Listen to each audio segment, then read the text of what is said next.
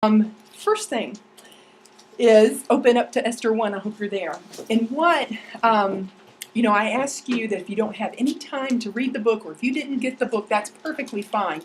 But just come having read the passage that we're going to go over for the night. So if you were able to do that, you read chapter 1 and you read the first part of chapter 2. But as I teach, I like to reread those things so that I can point out things as we go through them, and then we'll stop and pause and do a timeline or two. Remember last week, I'm kind of a timeline person. But it helps me to keep everything in order. So let's look at let's start in verse 1, but then we're going to really pick up with verse 3, because we talked about some of this last week. Now in the days of Ahasuerus, who reigned from India to Ethiopia over 127 provinces. Oh, stop there. Look here. Remember? Okay? Remember how huge his kingdom was? Remember, Greece eluded him. Greece eluded his father. And we'll talk more about that in just a minute. Let's keep going. He sat on his royal throne in Susa, the capital. In the 3rd year of his reign, he gave a feast for all of his officials and servants, the army of Persia and Media, and the nobles and governors of the provinces who were before him, while he showed the riches of his royal glory and the splendor and pomp of his greatness for many days, 180 days. Stop there. Now, if we were to keep reading, we'll find out how many feasts actually were discussed in just the first 8 or 9 verses of this chapter. It was like in your book, I wrote it down. In your book, page, what page was that on in your book? We talked about 11 and 12. Yes, pages 11 and 12. If you paid attention, if you answered the questions or whatever, we discussed the different feasts and who went there. How many feasts are we discussing in the first chapter of Esther? Remember? Oh, come on, it's easy. It's a number that's between 2 and 4. Hey! Yay! 3! Yeah, see, I told you I wouldn't embarrass you. I'll make the questions really easy. And if you don't quite get those, then perhaps, I was going to say you need to be embarrassed, but no, I wouldn't say that. All right, so we have this first feast mentioned here. Who came to this first feast? I just read that. It's a little bit of a list, but you can even sum up that list maybe in a word or two. Who came to that first feast? It was anybody who was anybody. Exactly. The nobles, military personnel, and all right? So here's feast number 1, and we have government officials, military officials, and nobility. Now, some of these people are going to resurface a little bit later in the chapter, right? And so pay attention to them. And remember I told you last week, pay attention when names are mentioned. Sometimes we don't like names in Scripture because they're really not easy to pronounce, and that's okay. But sometimes when a name is mentioned, and especially if a name is mentioned more than once, wake up, because that person got a little extra space on the page, and there's a reason why somebody would have been mentioned more than once. And we'll talk about a person later tonight whose name was mentioned more than once. But anyway, so are you familiar with the Greek historian Herodotus? You've heard of Herodotus before? Okay, he lived 485 to 425, so right in the time frame in which we're talking. You know who was his contemporary that you might recognize the name a little bit more than Herodotus? Confucius, eh? Yeah, so if I say, see, he was same time, different place. His name might give that away. But anyway, the Greek historian Herodotus refers to these banquets in his history where he says that Ahasuerus was conferring with his leaders about a possible invasion of Greece. So here he has his military leaders come for over a period of, how long? Scripture says it. 180 days. Broken down into, how many months is that? 6-month feast. Now, what Herodotus explains to us is that probably, oh my goodness, am I too loud? Or are they too loud for us? I got it.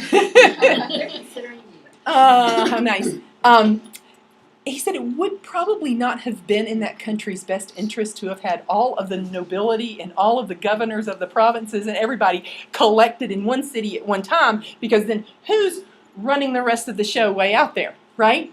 So one of the reasons perhaps this went on for so long is because he would have a group of people come in maybe and then send them out, and then other governors would come in. And it was kind of like a party with a revolving door. Okay, so that might have been why it took 6 months. But we know at the end of that 6 months what happens. Did you catch it? Read. Another feast, verse 5. And when these days were completed, the king gave for all the people present in Susa, the citadel, both great and small, a feast lasting for 7 days in the court of the garden of the king's palace. So feast number 2, who is there? Everyone, it says the people of Susa, great and small, but we are probably going to have to deduce that was the men of Susa, because it wouldn't have been customary of the day for a king to just invite everybody. It was a man thing. And the other reason that probably was just a feast for man was because of the third feast, which was a feast for women, right? So why, if the feast number 2 was for everybody, would there have had to have been a concurrent feast going on for women, right? Wouldn't have made sense. So see, sometimes just stop, read slowly, look at that, and it doesn't take a stack of books that high to make some theological assumption. Okay, not that this is really a theological assumption, but you know what I mean. Read into the story a little bit. But let's talk a little bit more about this feast number 1, and I want you to look at some word choices. Now, we talked about last week, we don't really know who wrote this book, right? But especially since we don't know who wrote it, you kind of have to look at what was written to see if you can deduce what angle the person is coming from when they're writing this. Does that make sense? Maybe it will after we look at this a little bit more. Look at some of the key words that we see through here. Oh, back at verse 2. In those days, when King Ahasuerus sat on his royal throne in Susa, the capital, in the 3rd year of his reign, he gave a feast for all of his officials, blah, blah, blah. Okay, go down to verse 4, sorry. While he showed the riches of his royal glory and the splendor and pomp of his greatness for many days. The person who is writing this and trying to tell us about this feast has a motive for why he or she chose these particular words. What are we supposed to assume from this first feast? Was it really a military planning event? Is he pulling everybody together to talk strategy for the next time we deport to Greece? And here's how we're going to win this time.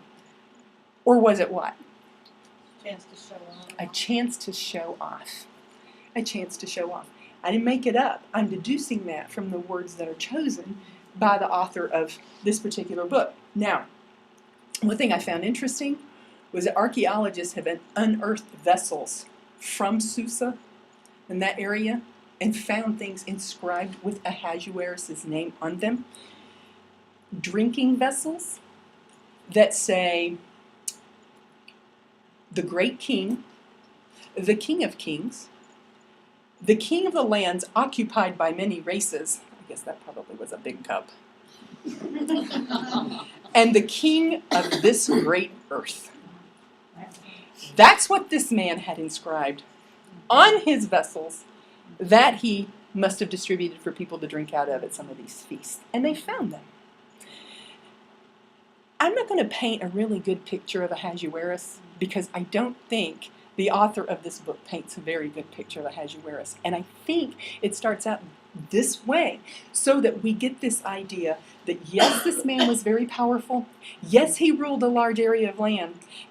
And he had an ego that matched the size of what he ruled. Because it's that ego that the rest of this chapter is based on, and the events of the rest of the chapter. And that's another reason that I think we have to realize that Esther was not written as the story unfolded. Esther was actually written after the fact, and it's a history.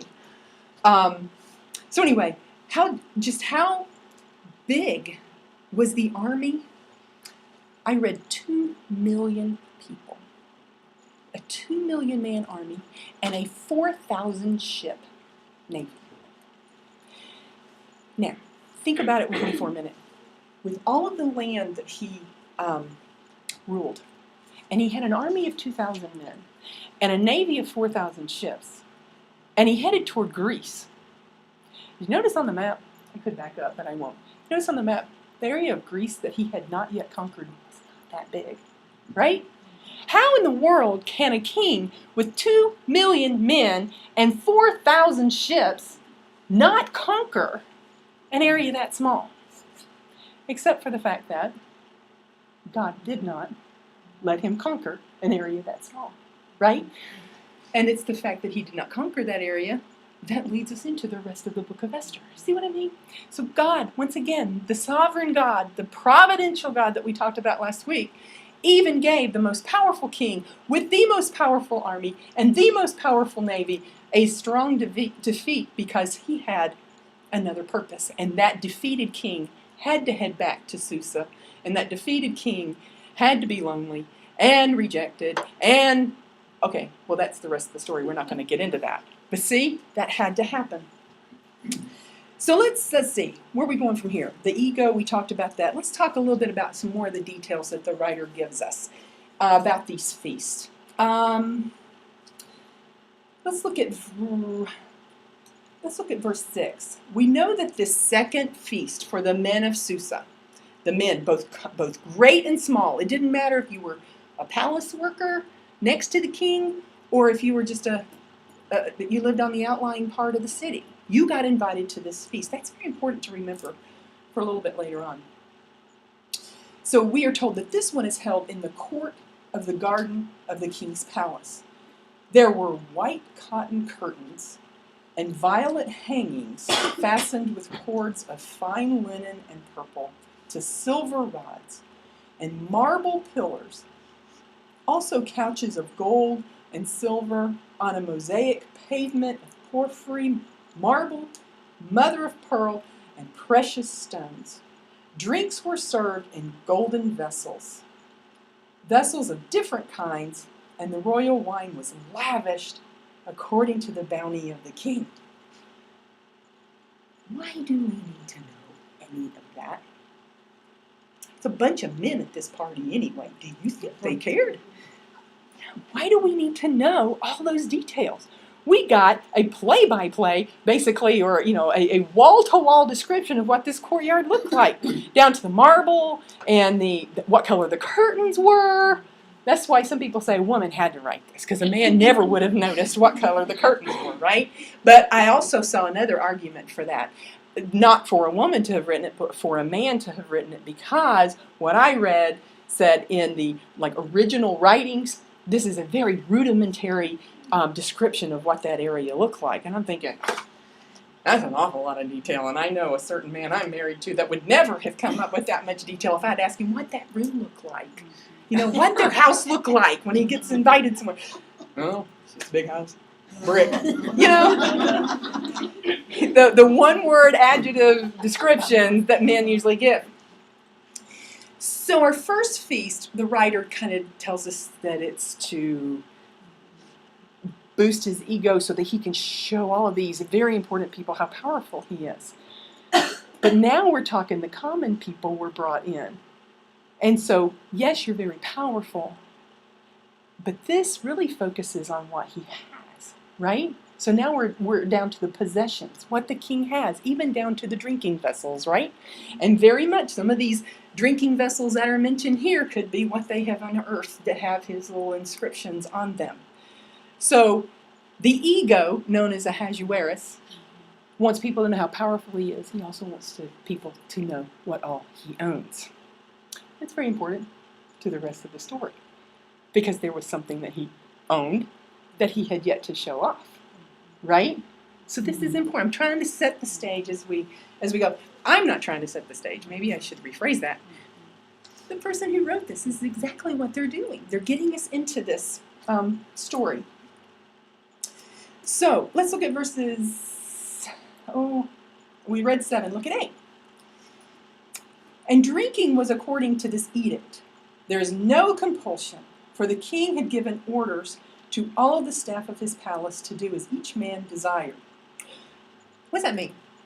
Well, that's my job to tell you, right? That's why we're here. Tell us. What does that mean?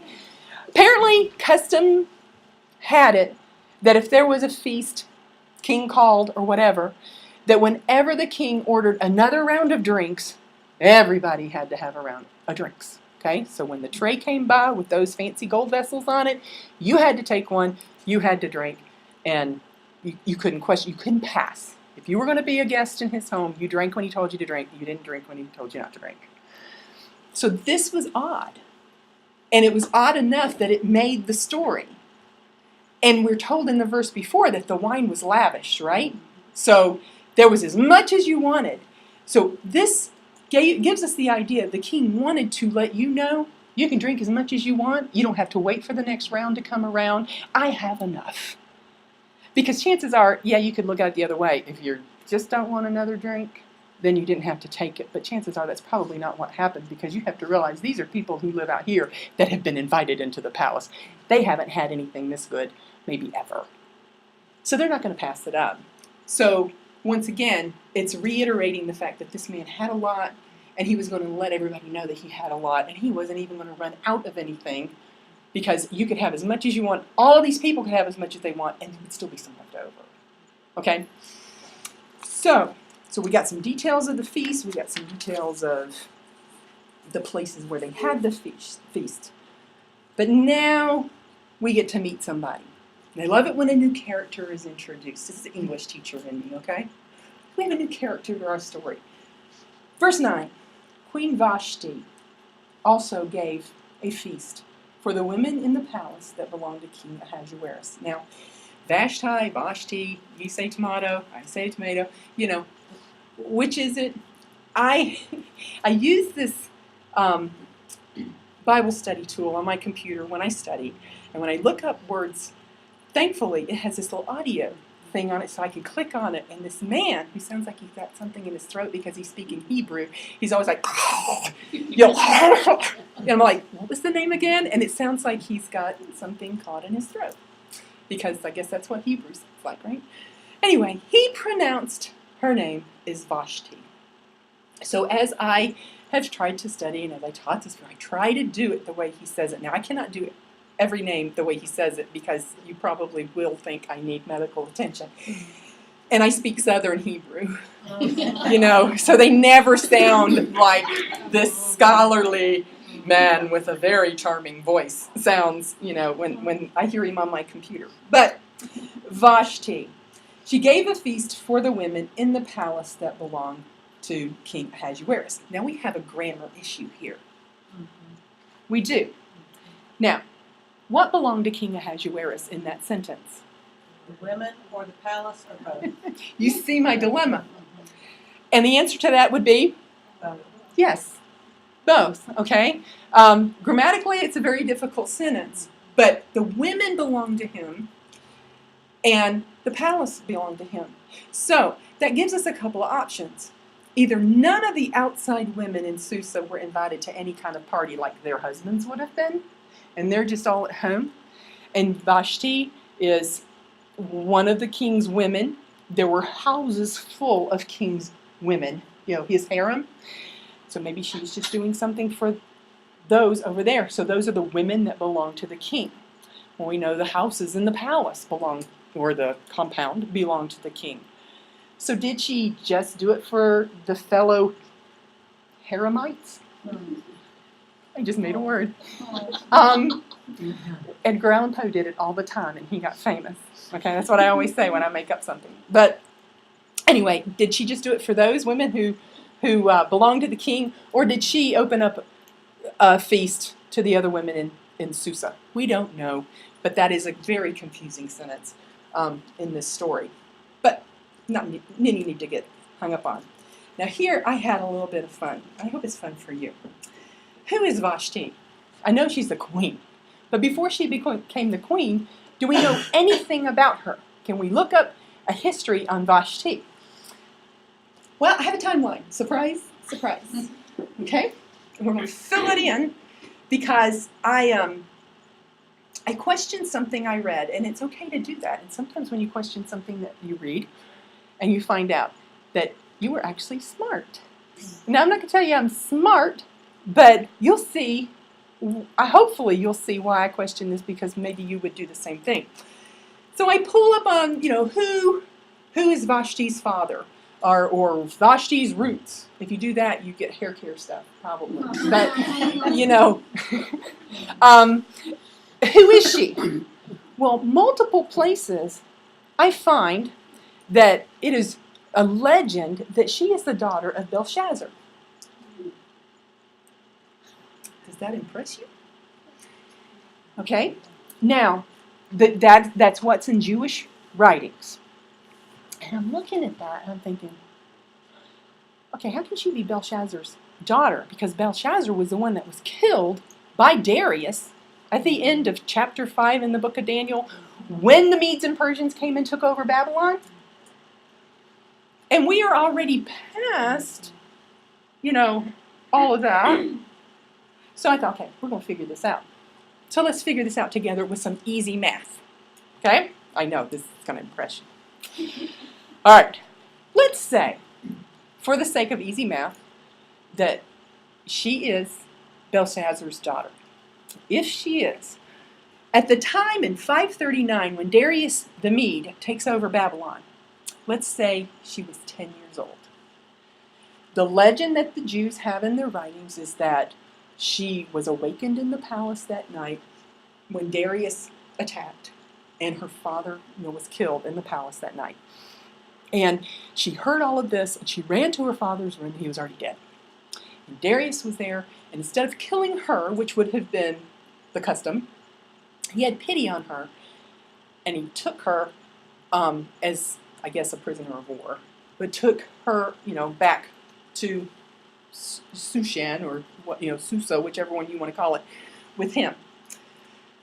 Okay. So I also read that some of the writings say that then he gave her to his son Ahasuerus.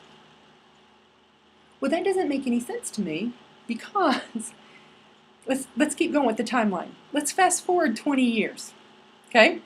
She at this point in time would be 30. Told you, easy math, right? And that puts us in the year 519, when Ahasuerus is born. And you can find that multiple places when you search Ahasuerus and what his genealogy is. Belinda, am I in your way? Are you able to see? Okay. All right. So when I look at that, I'm thinking, okay, well, that little legend can't be true, because there's no way that Darius was able to give her to his son Ahasuerus, because Ahasuerus was born in 519. And Ahasuerus was also born to a different Darius. Because, I didn't get my little laser pointer out. But if you look there, you have Darius the Mede. You have a Darius the First here. Two different Dariuses. Because, remember I told you, some people think Darius the Mede and Cyrus the Great are the same person. A lot of what you read says no, that within the first year or two that Darius was running the kingdom, he dies. Cyrus the Great assumes it, and that's when he passes the edict to let the Jews all go back. That aside, we have a whole new line, of Persian kings that are starting. And, Persian kings, starting with Cyrus. And you have Cambyses, who had Darius. Darius took the throne in 523. While he was on the throne, he had a son named Ahasuerus. So it's a different Darius than what actually attacked Babylon in 539. So that part of the legend didn't work out. But let's keep going. So let's fast forward 32 years. Why 32 years? Because in 586, Ahasuerus assumes the throne when his father was murdered. So he assumed the throne when he was 32 years old. If Vashti were Belshazzar's daughter from way back then, by this point in time she'd be 62 years old. Then, where we are in our story starts in the 3rd year of the reign of King Ahasuerus, right? So add 3, and we have a 65-year-old. That is the Vashti that is being discussed in this story. Also, Artaxerxes was born in 483 BC. Artaxerxes, I didn't tell you this last week, Artaxerxes is the son of Vashti and Ahasuerus. Why is that important? You ask? Thank you for asking. Ahasuerus took the throne. Artaxerxes took the throne after Ahasuerus was murdered. And when he took the throne, that was the king that Nehemiah was the cupbearer to. Now, if Artaxerxes was born in the palace in the year that Queen Vashti, his mother, was deposed as queen, and then a while later, Esther comes on the scene, guess who reared Artaxerxes in the palace? Because he was the heir to the throne. So he had to stay in the palace. Multiple children are born to the king all the time. They're not actually in the palace because they're not the queen's children, right? But Artaxerxes, I guess, born at this point in time, made him the heir. Okay, I don't understand all of Persian culture, but because he was born while Vashti was queen, he became the heir, even though I'm sure Ahasuerus had multiple sons out there. So he stayed in the palace. So therefore, guess who reared him? Esther. So then, when Nehemiah, the Jew, was Artaxerxes' cupbearer and had a burden to go back to Jerusalem with his people and build that wall, and Artaxerxes was compassionate to that. You know why? Because Artaxerxes had a Jewish person influence him all through the time that she was in the palace, till, of course, we found out that Esther died at the age of 32, right? We found that out last week. So anyway, that's kind of interesting to me. Now, so then who in the world is Vashti? We just deduced, unless you believe this to be true, who in the world is she? Well, there are a couple other theories too. One of them, I'm not really sure I like this one. One of them says, okay, we just got confused on the Dariuses once again. So Darius the First right here, Vashti was actually his daughter, just like Ahasuerus is his daughter, but only by different wives. So that would make Ahasuerus and Vashti step-siblings. That's the problem. Indeed. So that was one theory I read. Another one, well, she may have just become queen by some political move, because we know Ahasuerus was all about trying to advance his kingdom, right? And we know all through Scripture you can read of stories of the advancing of the kingdoms and alliances that are made, and that's why God always said, don't take wives of these people, as conquests would be made and battles would be fought. God was very specific a lot of times through Scripture about who you could not take a wife from, because stuff like that happened all the time because it was a good political move. So that could have been the case. She could have come from a political alliance or something. It's also very possible that Vashti became the queen sometime along the way by the same methods in which Esther's becoming the queen. Because we are not told that what happens with Esther and the accumulation of people to come, women to come and build the harem of the king, we're not told that that's anything new. So that just might be an every few year thing, out with the old and in with the new. That just might be what the king does. So she could have become queen that way. What we do know, we don't know a lot about Vashti, but what we do know is that she was very beautiful, because her name means beautiful. And there's also a little play on that name in just a few verses down when we start talking about replacing that person. And hopefully we'll get there if I stay focused. But let me show you this, because this is what I meant to do last week and I had forgotten to look it up. For the sake of getting this in your head as you read the passage for next week and as we talk about everything, let's just figure out ages of Ahasuerus at different points here. So we know he was born circa 519. That has a little C in front of it wherever you look it up. We know he took the throne in 486 and he was 32 to 33 years old at the time. Can't tell you for sure because we're talking different calendars here, okay? And I had a hard time when I taught Nehemiah. It was really difficult because Nehemiah is full of months, and it talks, it mentions the month, this month, and this month, and this month. But you really need to follow the timeline because it's amazing when you follow the timeline through Nehemiah. But it gets very confusing too because what we would think of October to them would be half of our October and half of their November. So anyway, so that's why I can't tell you if he's 32, I can't tell you if he's 33, somewhere in between probably. 483, at the time of what we're discussing right this night, he was 35, 36 years old. Now that kind of gives you an idea about why his ego was so big. He was in his prime. Okay? Mid-30s, he was king of all of this stuff. Huge ego. And then at 479, when Esther becomes his queen, he was 40 years old. Let that sink in for a minute. Because we know Esther was what? We talked about it last week. You remember that timeline? 13 or 14. 13 or 14 when she became the queen. Very good, Emily. She became the queen to a 40-year-old king. I don't know about you, that gives me a little bit of a not good feeling.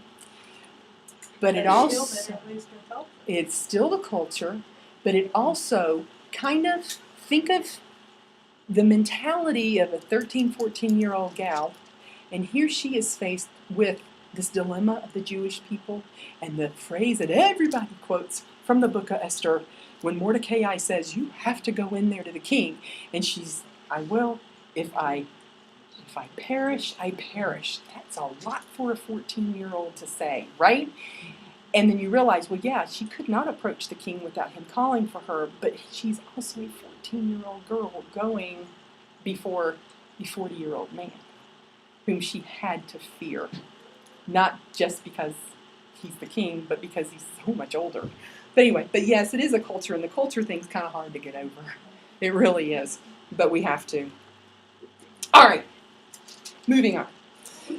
Look at, I told you, I get excited. Let's keep reading. Verse 10. On the 7th day of the second feast that he had, when the heart of the king was merry with wine, otherwise interpreted as drunk, okay? He commanded, now here we have some names. Pardon my Hebrew, but I put some phonetic things down on my notes. I'm going to read these names. We have Mehuman, Biztah, Harbona, Bigtah, Abagtah, there we go, Zatah, and Carcass.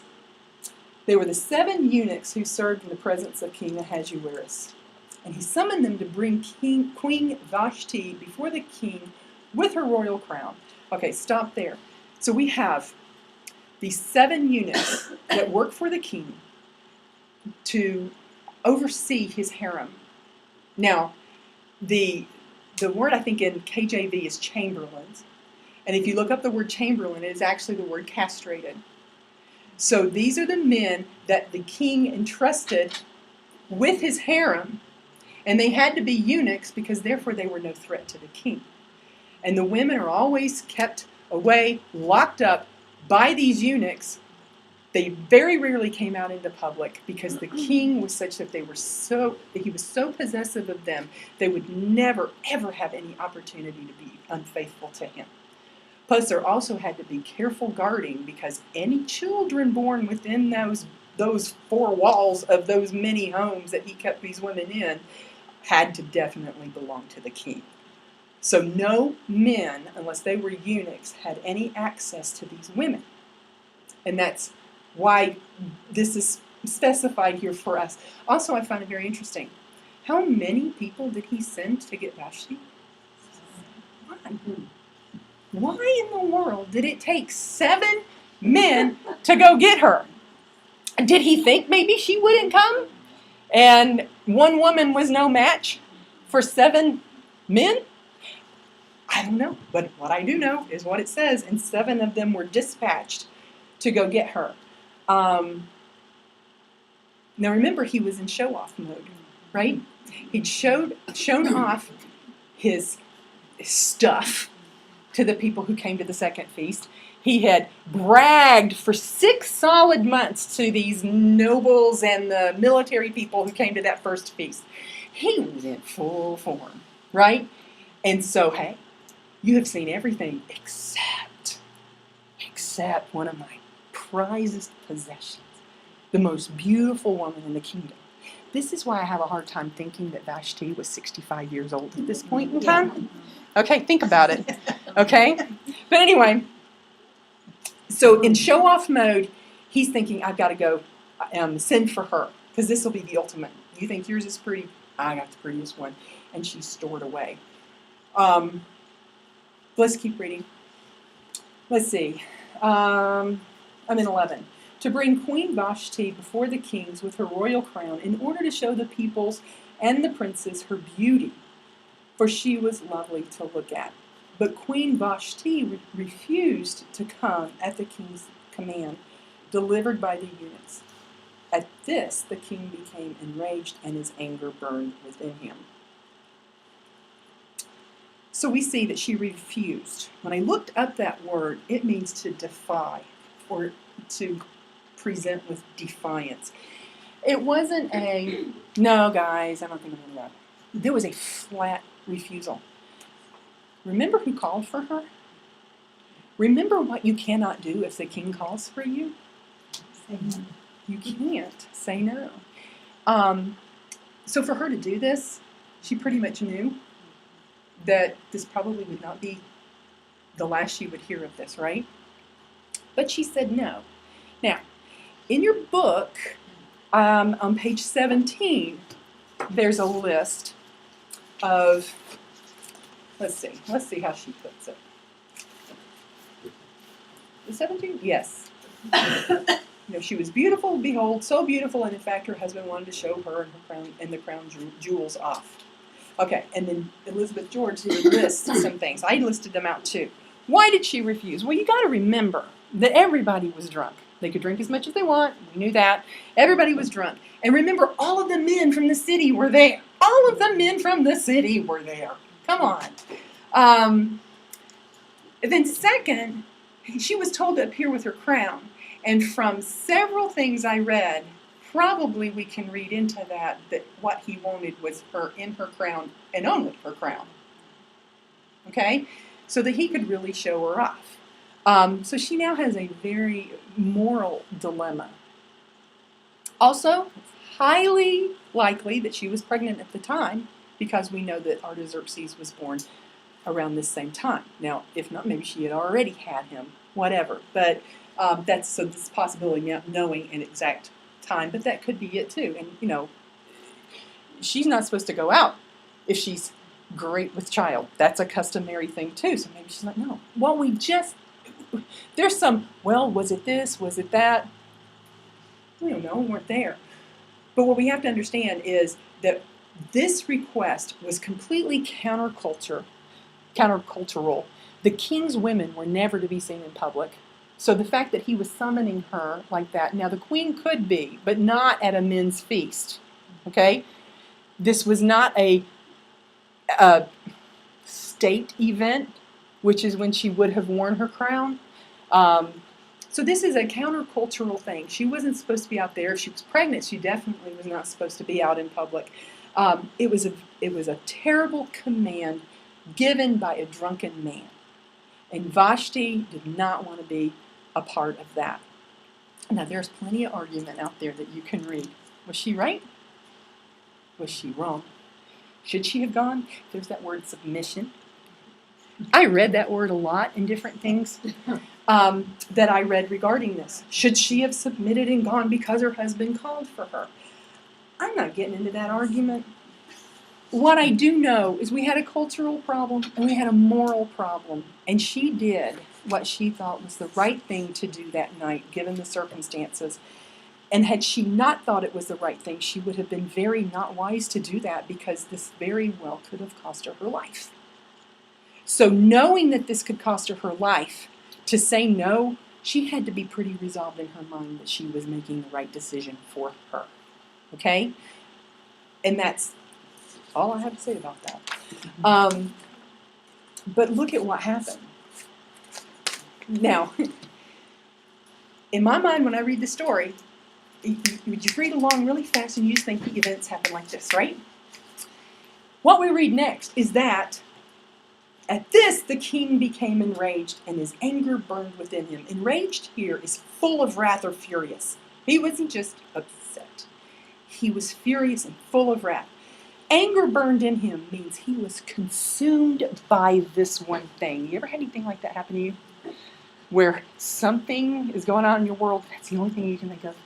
Every conversation, and somebody could be talking about something completely different, and then the conversation just always goes right back around to whatever it is that's consuming you at the moment. You ever had that happen? That's what happened to him. And let me show you something. Flip the page if you have to. Look at the beginning of chapter 2. And after these things, when the anger of King Ahasuerus had abated.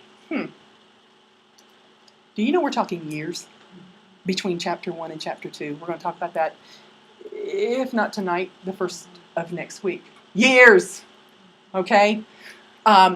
He was upset. This did not settle with him, and it consumed him.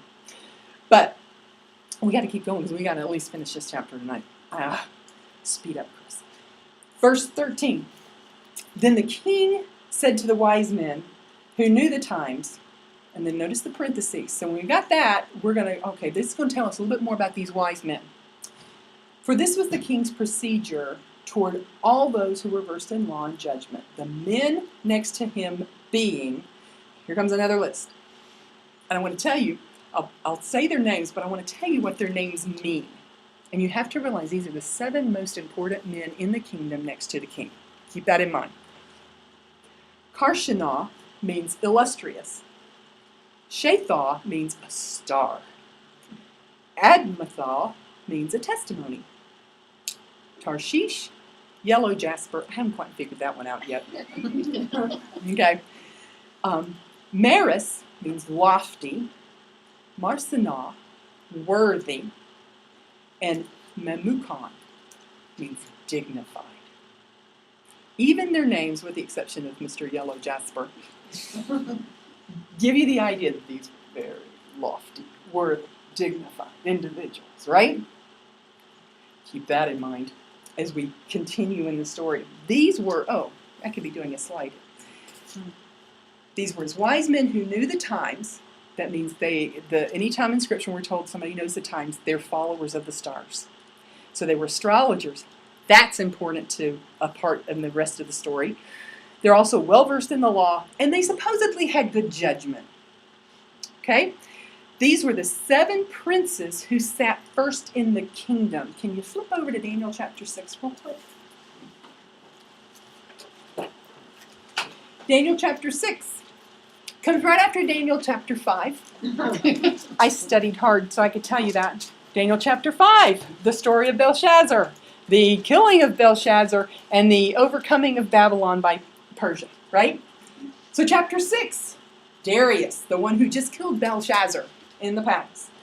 It pleased Darius to set over the kingdom 120 satraps to be throughout the whole kingdom, and over them 3 presidents, of whom Daniel was one, to whom these satraps should give account, so that the king might suffer no loss. Then this Daniel became distinguished above all of the other presidents and satraps because of an excellent spirit that was found in him. And the king planned to set him over the whole kingdom. Now, the position that Darius gave Daniel was one of these positions. Now, back when Darius did it, he only needed 3. But as we know, the kingdom has been gradually expanding, right? So by this point, we have 7 of these presidents instead of 3. We also know from the book of Daniel, of these, they should be equal, right? But we know from this that we just read that the king can choose one of those to be over them all. So I'm kind of thinking that our little advisor named Memucan, the last one that is mentioned, whose name means dignified, might be vying for that same job that Daniel was given, or at least that Darius thought he was going to give Daniel. It's the thought of giving Daniel that made people upset with Daniel, and let's do away with him, right? But we're not studying Daniel, so I better get out of that story. Anyway, we have a little lesson in advice giving. And here's problems with this advisory council's advice. We'll find that it was self-serving, what Memucan comes up with. It was short-sighted because it had no regard for any future ramifications. And then it was based solely on a reaction. And the reason we know it was based solely on a reaction is what we're told at the end of verse 12. At this the king became enraged and his anger burned within them. These fellows work for the king. They're his right arm, or his right arm people, the 7 that are in charge next to him. And with as powerful as he is, as powerful as they were, you do everything that you can possibly do to keep that king happy with you, right? Because you want to keep your job. So the advice that they give the king was based on a reaction. Let's talk a second about reaction. I want to show you something. This is your takeaway for the week. Look at reaction. Reaction is an action without thought that's guided by emotions, which, sad to say, probably most of us do on a daily basis, right? Something goes wrong, we react, and then realize, probably shouldn't have done it quite so fast, right? You ever do that? A response is a thought-filled action guided by discipline. So let me give you something to chew on. Here's one of the things that God taught me years and years ago. I don't always follow it, and there's 2 people in this room that can attest to that because they live with me. Respond. Don't react. It's the difference of taking a moment, in a heated moment, taking a breath and thinking a calculated response rather than something that is just shot off in the emotion of the moment. That is the difference.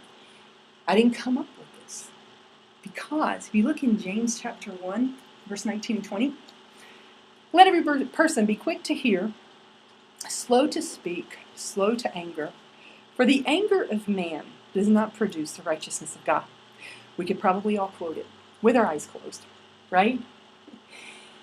So the best thing to do when you've got something that is so incredibly familiar to you is rewrite it. Not saying rewrite scripture, God did a great job the first time. But put things in your own words, right? So I do these poly paraphrases, and they always have to be short because I don't memorize long things very well sometimes. So here's your poly paraphrase. Listen more than you talk.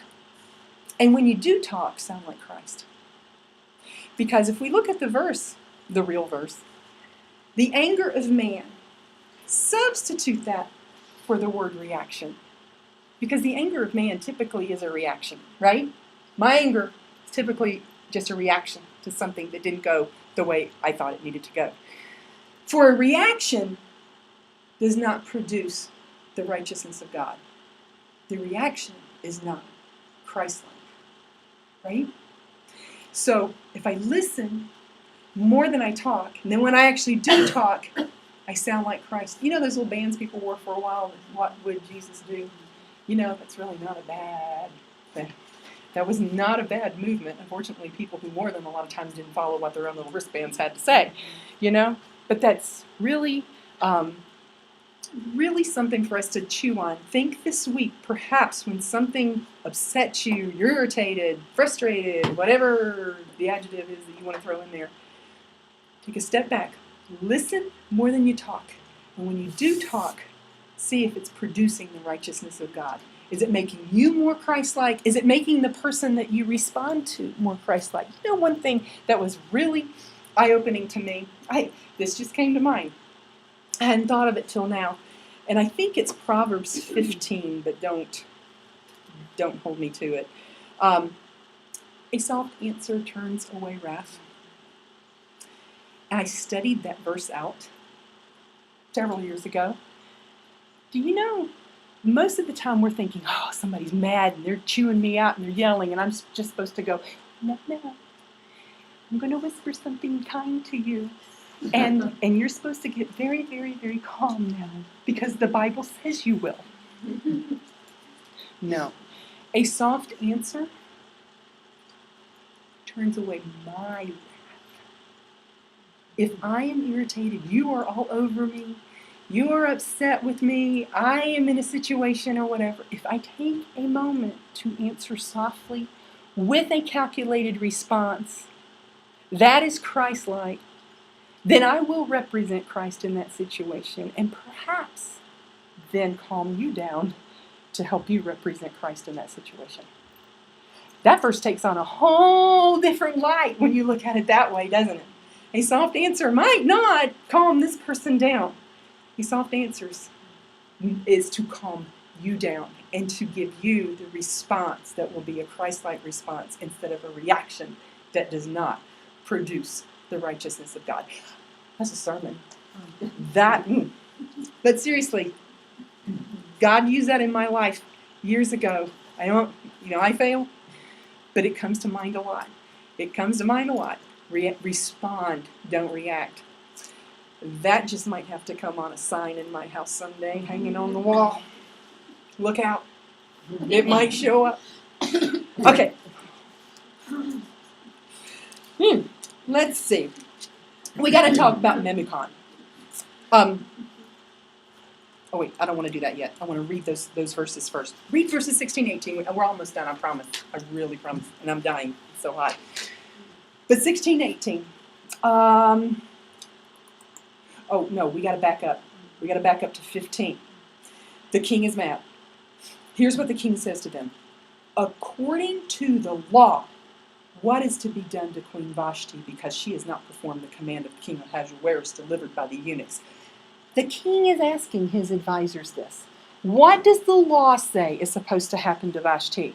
Now, what do we all know already from the Persian culture? What should have happened to Vashti for not coming? Yes. Probably she should have just been put to death, right? You don't defy the king. So why in the world is the king asking this question? He had to care for her. He probably did. And so, according to the law, you would like to think maybe he was trying to find a way around the fact that he was maybe supposed to kill her. I doubt it because he was super mad. But anyway, but we do know that he asked the law experts what the law said. Anytime in the next few verses, you look hard and see if any law was ever spoken by these lawyers, okay? Just look as we read.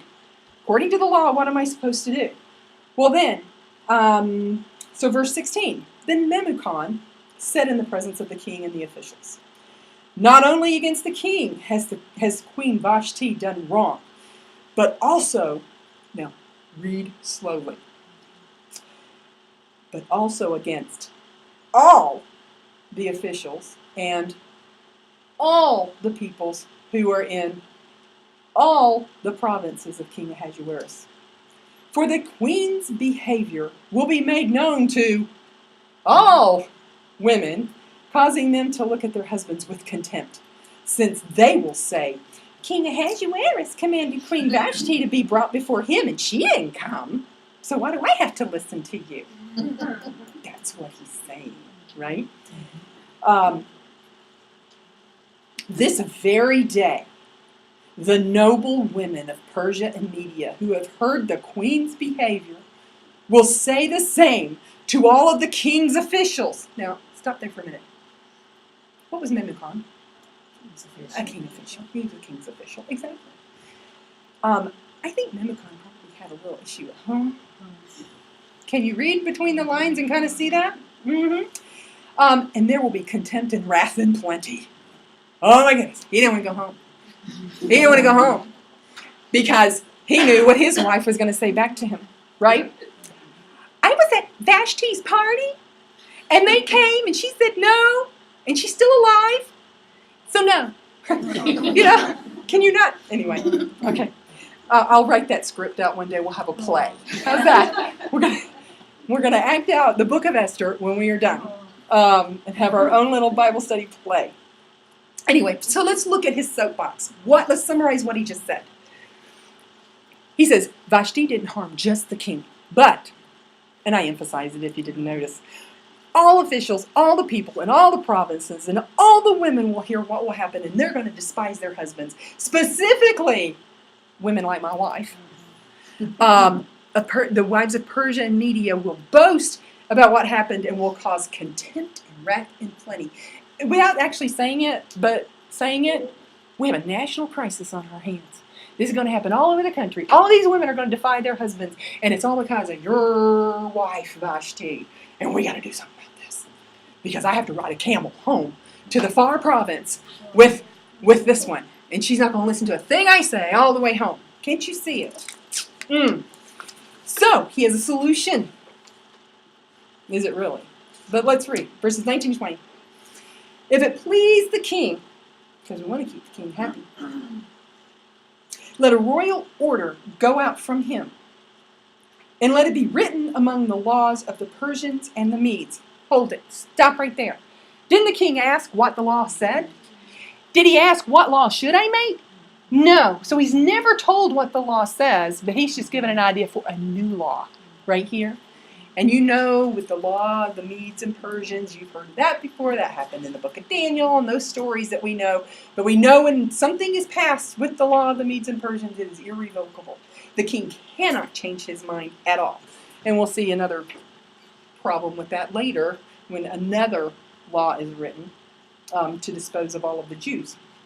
But anyway, let it be written in that law so that it may not be repealed, that Vashti is never again to come before King Ahasuerus, and let the king give her royal position to another who is better than she. So let's look. So his solution is make a law and write it in the law of the Medes and Persians. Vashti cannot come into the king's presence anymore. You give her position to someone who is better. Now, better there is the same word. If you look up in verse 11, you see we're talking about Vashti, and we said her name was beautiful. And it said, he wanted to show the princess her beauty, for she was lovely to look at. It's the same word as the word lovely there. And here's the idea of, yes, Vashti's name is beautiful, and she was theoretically the most beautiful woman in the country, but there is a better Vashti out there. That's kind of what they're saying. It's a little bit of a play on words with her name, which is kind of crafty. I don't know, kind of lets you know he's a little bit of a manipulator. And then all wives will give honor to their husband. I think Katie and I were talking about this before Bible study, the fact that he's legislating respect. The fact that, you can make anybody obey, right? He, other than Vashti, that was the problem. He could rule everything but his own wife. And that's what bothered him so greatly. But you can make anyone obey anything. But these men wanted to force honor and respect, because that's what that word means there, is honor, esteem, and respect. How in the world would that be enforceable? How in the world would we'll talk about that in a second too, because the king actually adds a little bit onto it when he makes the law. But how in the world is it enforceable? It's just ridiculous, but it lets you see that that's what a reaction usually is, right? All of this is born out of a reaction of anger. And a reaction is typically ridiculous. See? And you end up, in the end, with regret, which we'll see. So, verse 22. This advice pleased the king and the princess. And the king did as Memucan proposed. He sent letters to all the royal provinces, to every province in its own script, and to every people in its own language, that every man be master in his own household and speak according to the language of his people. So here's the king's additions to the proposal. Every man would be the master of his own house. You know what that means? It literally means he will be the prince in his home. He will govern as if he's a prince and his home is a kingdom. And everyone will be subject to him as the prince in his own home. That's a literal interpretation of that phrase. Now, speak according to the language of his people. Now, we know just even the fact that the king had to take time to send letters to all the provinces in their own script, because we know this kingdom was so vast, not everybody spoke the same language. And so he had to have these things drafted up in the different languages of all 127 different provinces. I'm sure some of them spoke the same language, but and then have them, 127 letters, delivered to 127 provinces. And that took some time. So as we read this story, it's easy to go, oh, he got mad. Oh, he kicked her out of the palace. And oh, he sent out this thing that said everybody had to, all the women had to obey their husbands. This took a while, and he was still mad. All right? And then what does this mean? They speak according to the language of his people, that the king, the prince in his own home, spoke his language. So if he was from maybe a different province and he spoke a different language than his wife, that the language spoken within the home had to be his homeland language. Apparently that was a big deal. But then again, how could that be governed? Somebody going to go knocking on the door going, let me talk to your children and see what language they're speaking and see if it's the same as their father. You can't, this is something that is completely unenforceable and completely ridiculous. But even after all of this, we got to take a step back and go, where's Vashti in all of this? Okay? Because we know that she refused, and then she's dropped from the story. Where is she? And I just have to, I like to kind of imagine, build up the story a little bit, kind of think, okay, let's not forget about her. It's because of her that all of this is transpiring, right? And what comes to mind is, man, that wasn't fair. She did the right thing. She did what she felt was right with the custom and morally right. And she lost everything. She lost everything. And she even lost her own son. Because like I said, the son was the heir. He was in the palace. She was reverted back to one of the homes. She went from being queen to just being one of the women in the homes. Because you know what? She couldn't even be released from that. Once you were one of the king's harem, you were always one of the king's harem. You were never released from that. So she couldn't go out and be anybody else's wife. She was completely, everything just was completely taken away from her. And that was completely unfair, right? But look at this. When life doesn't seem fair, God is still sovereign, right? Because if this part of the story had never happened, then the part of the story with Esther never would have happened, right?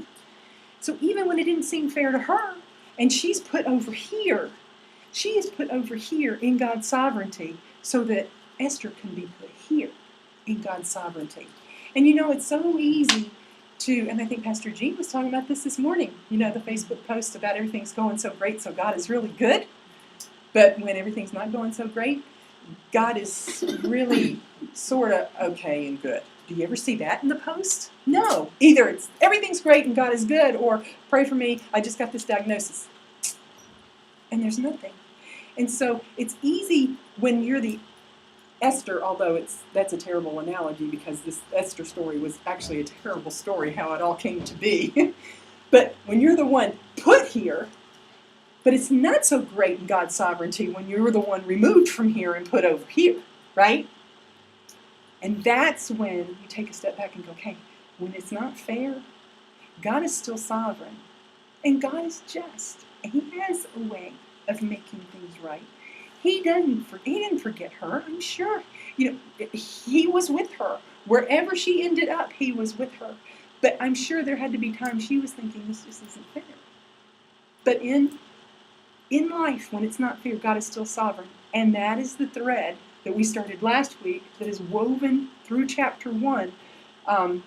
It's still the sovereignty of God and how He is setting things just in their perfect places for the rest of this story to play out. Now, I know that chapter 3 in your book covered chapter 2, verses 1 through 4, but obviously we're not going to get to that, and it's fine because that really is a good springboard. Next week we'll cover chapter 2, 1 through 11. So go ahead and read chapters 3 and 4 in your book, and if you don't have the book, just read chapter 2 of Esther as many times as you possibly can. Okay? Thank you. Let's pray. We are thankful, Father, for your